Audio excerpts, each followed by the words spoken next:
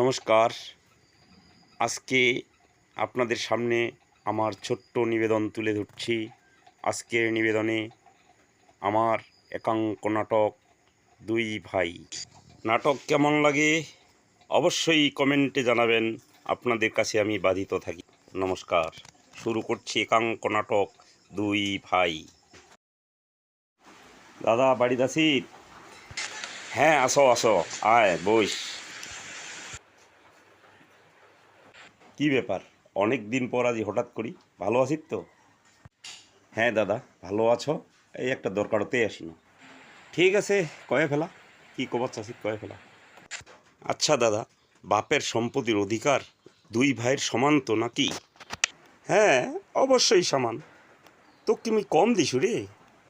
হ্যাঁ দাদা, কম দিছিস। মেন সম্পত্তিটা থেকে তুই মুখ বঞ্চিত রাখিস।